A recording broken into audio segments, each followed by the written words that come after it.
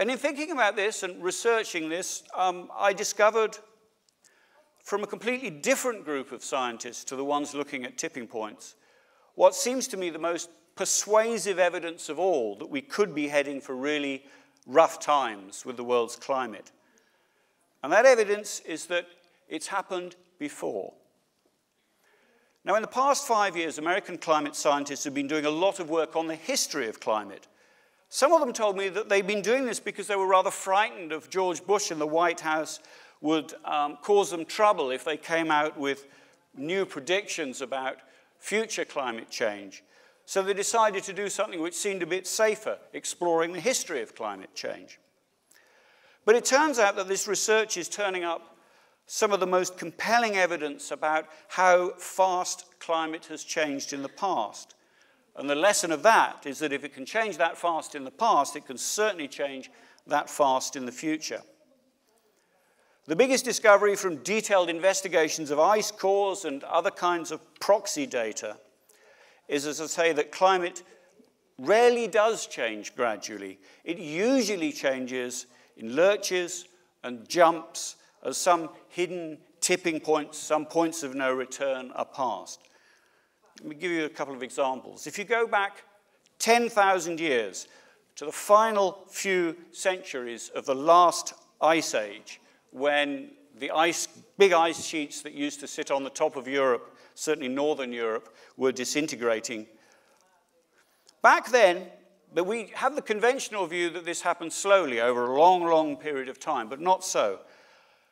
The ice core data show that average temperatures in parts of the Arctic rose 16 degrees Celsius within 1 decade. 16 degrees change in the average temperature within 1 decade. And actually, I've spoken to scientists who believe it may have happened within a single year, though the evidence is not quite good enough to prove that, but that's what they think. The climate, in other words, didn't gradually change. The ice age didn't gradually come to an end. It just flipped. It just like flipping a switch. It just went almost overnight. Around then, too, not quite so fast, but sea levels rose 20 meters, which is what, the height of this room? I don't know. 20 meters in 400 years. And that's 20 times faster than anything happening now. Now, I'm not going to go into the detail of why exactly these changes happen, what the mechanisms are. The scientists are still working on that a bit. But it seems clear that they definitely involved big movements of a greenhouse gas, carbon dioxide, between the atmosphere and the oceans. And, well, we know that putting carbon dioxide into the atmosphere is what we're doing now. So it seems to me clear that we are pulling at the same levers that are capable of causing fantastically fast climate change. This, as I say, is the new science, the emerging new science of climate change, and it's very scary. Now, these changes are mostly not yet included in the statistical models of climate that have been developed, because we simply don't yet know what the mechanisms are in any detail. So the scientists are cautious. They haven't put them in their models. In fact, the models can't reproduce anything like the ice ages that actually happened. So more and more, scientists are coming to fear that there are things missing in their calculations, that their models are not getting the true nature of climate change. And I was at a meeting just 2 weeks ago with some of the world's top climate scientists in the UK, where they were discussing exactly this, how they could improve their models, because they knew they weren't right. And it does look as if it means that climate change is going to be faster and more violent than previously supposed. We can't say how much, but that's what it looks like. Now, all this comes as a surprise to us today, I think, almost like science fiction, because we're not used to the idea of violent, unpredictable climate. In the 10,000 years or so since the end of the last ice age, since the catastrophic changes then, our climate has been, relatively speaking, at least very stable. And I started to think about this in terms of our species, in terms of humanity. And the truth, I think, is that humans have spent it's about 400 generations, the last 10,000 years, building our current civilization in an era of climatic predictability. You might say that it's the stable climate that has allowed us to build our current civilization.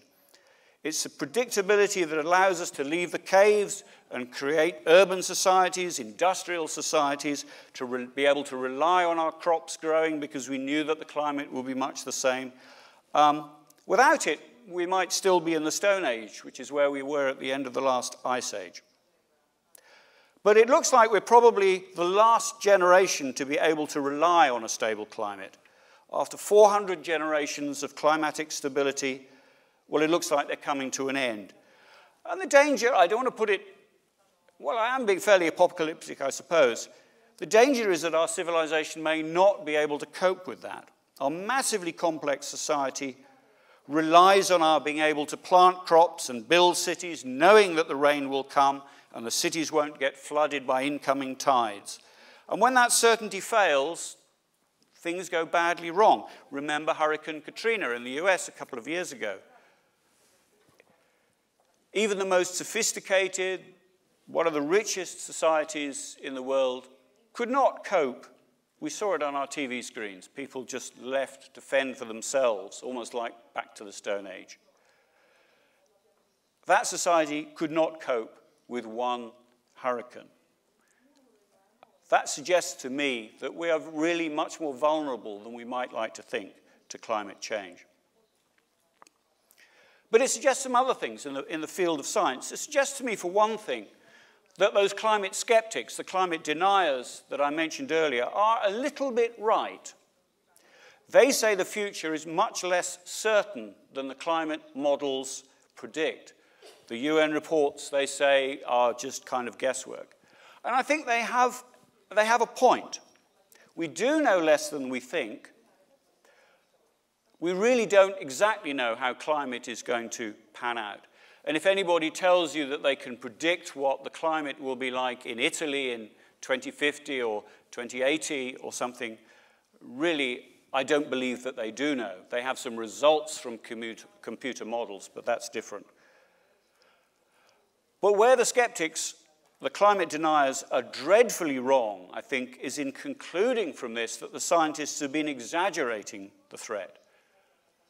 The danger is that the scientists have been too cautious, not exaggerating. Now, the worst may not happen, of course. Nobody can yet prove that it will. But the evidence is starting to point that way. Every new piece of scientific literature appears to suggest that we've underestimated the scale of what's going to happen.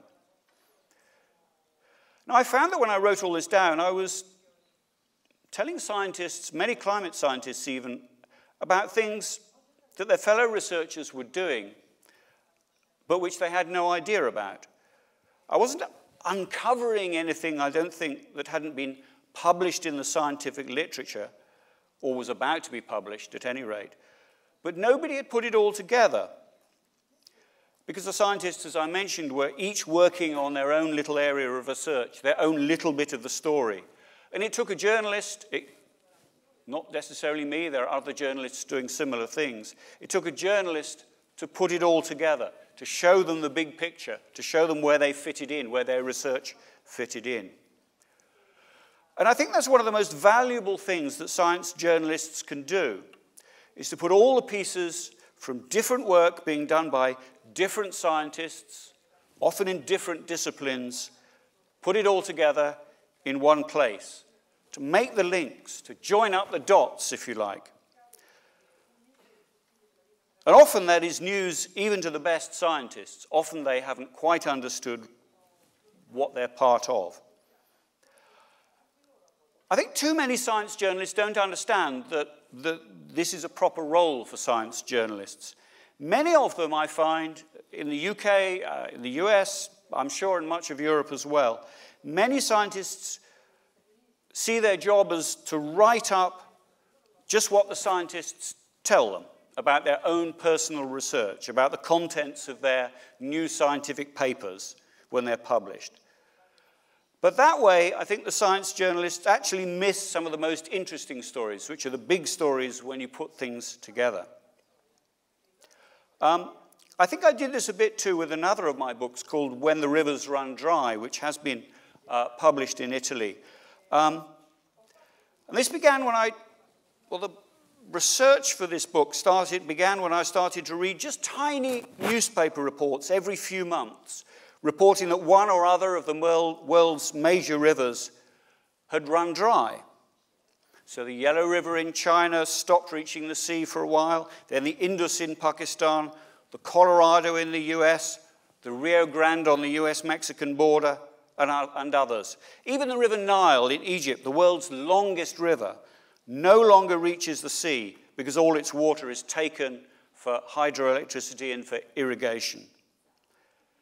Truth is that all the world's atlases are wrong. Those firm blue lines on the map, that's not really what's happening in the real world. So I explored this. As I say, these were little newspaper reports, but it seemed to me that if you put them all together, something very big was happening. I knew this wasn't mainly the result of climate change, so I wondered what exactly was going on. And I began reading up literature about how we use water. I looked at UN statistics on how much water it takes to grow different crops, and I was just amazed. I had no idea. So let me give you a few of these figures. Few of us realize how much water it takes to get us through the day. On average, perhaps we drink, 5 liters of the stuff at the most. If you include the washing and flushing the toilet and things in our households, we get through perhaps 150 liters each every day. But that really is just the start. It's only when we add in the water that we need to grow what we eat and drink that the true numbers of how much water we use are revealed, and they are much bigger. It takes, I discovered, between 2,000 and 5,000 liters of water to grow 1 kilo of rice. That's more water than many households use in a week for just a bag of rice. It takes 1,000 liters to grow a kilo of wheat, 500 liters for a kilo of potatoes. And when you start feeding grain to livestock for animal products like meat and milk, the numbers are even more startling. It takes 11,000 liters, that's 11 tons of water, to grow enough feed for enough cow to make 1 hamburger, 11 tons of water. It takes between 2,000 and 4,000 liters for that cow to fill its udders with 1 liter of milk. If you have a sweet tooth, so much the worse. Every teaspoonful of sugar in your coffee requires 50 cups of water to grow it, which is a lot, but not as much as the 140 liters, or more than 1,000 cups of water needed to grow that teaspoonful of coffee to put in your mug. If you prefer alcohol, a glass of wine or a pint of beer, as I drink a lot in England, requires about 250 liters of water, and a glass of brandy, 2,000 liters of water to produce. Now, I reckon that as a typical meat-eating, beer-swilling, milk-guzzling Westerner, I consumed in this way about 100 times my own weight in water every day. And growing the crops to feed me for a year must take 2,500 tons, rather more than half the contents of an Olympic-sized swimming pool. And I thought about those numbers, and I wondered how that reflected on a global scale, how much of the world's water we are using. Nobody had any numbers, really, so I started to talk to hydrologists and come up with my own numbers. It turns out that there are about, let me apologize for a unit. I'm going to use a unit called the cubic kilometer. If you can try imagining a kilometer by a kilometer by a kilometer, it's a lot of water. It turns out that flowing down the world's rivers in a year, all the world's rivers, are about 14,000 cubic kilometers of water. Now, bear with me with this number. Many of the world's greatest rivers are in regions where there are few people, such as the rainforests and the Arctic regions. If you take those out, you're left, for practical purposes and with current engineering technology, with around 9,000 cubic kilometers of river water for our needs. Some of our needs are made by pumping water out from underground, but most of that's not replaced by the rains. So I'm talking about the renewable water that we are going to carry on being able to use. So I divided that 9,000 cubic kilometers up among the world's population. As far as I know, nobody had done this calculation before. No scientist has sat down and do it. Now, if you do that, it works out at about 1,400 cubic meters a year for every citizen on the planet, which doesn't sound bad until you remember that big number for how much water I need to get me through a year. I calculated my own annual water use at maybe 2,500 cubic meters a year. And I imagine most of the world would like to live as more or less as I do, so we have a problem. Supply, 1,400 cubic meters per head per year. Demand, 2,500 cubic meters per head per year. Amazingly, and I mean amazingly, it is certainly amazing to me, we have a problem. We are coming up against real limits to what until recently seemed an inexhaustible resource. I figured at this point that I had a book. But I'm a journalist, so I wanted to find human stories from real places. This is something that I think journalists really ought to do whenever they can, and most journalists are perhaps best at this aspect of their work, finding the human stories to tell a tale. So I wanted to find out what this water crisis felt like for people who were experiencing it. And I went all over the world doing this. So I'll give you a few places. I stood on the banks of the Rio Grande in Texas, a small town called Presidio, where the farmers told me the fields had been irrigated for more than 400 years, probably longer than anywhere else in the US. But now the farmers told me they were going bankrupt, and their fields were returning to bush because there was simply no water left in the river. It had all been taken out by other farmers upstream. That river, the mighty Rio Grande, is now two rivers, really. You won't see that on the atlases, but it is. The main river arm of the river comes out of the Rockies in the US. It comes down into Texas. It gives out. It just dies at El Paso, 1,000 kilometers from the Gulf of Mexico. And its bed is dry for 200 miles, 300 kilometers, until it's replenished by another side stream coming in from Mexico. That river has been divided in two by our use of water. I went to the Yellow River in China. I got the government agency, the Yellow River Conservancy Commission, to take me around for 2 weeks to show me the work that they were doing to save the river. And it was impressive, but the real story was that the whole of northern China, which most of which is drained by this river, is running out of water. It's the main reason China can no longer feed itself today. It doesn't have enough water in the north of the country, its traditional breadbasket. The government there is thinking of spending, or it is starting to spend, $60 billion in an effort to bring water from the wetter south of the country to the drier north, to try and keep China fed. That's the scale of the problem in China, the world's most populous country. I went to India, where British colonial engineers a century ago built the largest network of irrigation canals in the world. It still is. But today there is no water for many of these canals because the rivers are dry for most of the year. All their water is taken.